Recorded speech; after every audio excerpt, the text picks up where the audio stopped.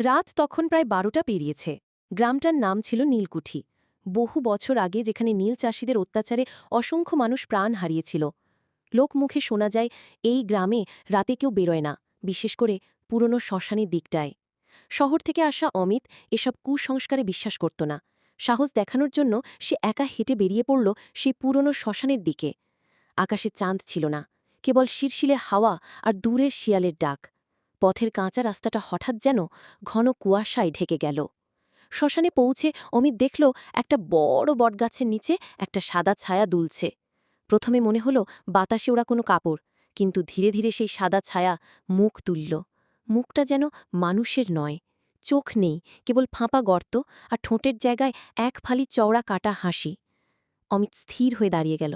শরীরের রক্ত যেন জমে গেল ভয়ে। সেই ছায়াটা হঠাৎ তার দিকে এগোতে শুরু করল। কোনো শব্দ নেই, কেবল পায়ের নিচের মাটি যেন শুকনো পাতা চাপা দেওয়ার মতো খসখস করছে। ছায়াটা একেবারে কাছে আসতেই অমিত শুনল কানে কানে কারো চাপা কান্নার শব্দ। ফিরে যা, নয়তো তুইও মরবি। অমিত দৌড়াতে চাইল, কিন্তু পা যেন মাটিতে গেঁথে গেছে। সেই ছায়াটা তার কাঁধ স্পর্শ করল, আর মুহূর্তের মধ্যে তার শরীর শীতল বরফের মতো ঠান্ডা হয়ে গেল। কেউ জানে না সেদিনের পর অমিতের কি হয়েছিল। পরদিন ভোরে লোকেরা তাকে শ্মশানের বটগাছের নিচে অচেতন অবস্থায় পায়। মুখ ফ্যাকাশে, চোখ ফাঁকা দৃষ্টিতে তাকিয়ে আর ঠোঁটে ফিসফিস করে বলতে থাকে, ওর মুখটা আমি দেখেছি।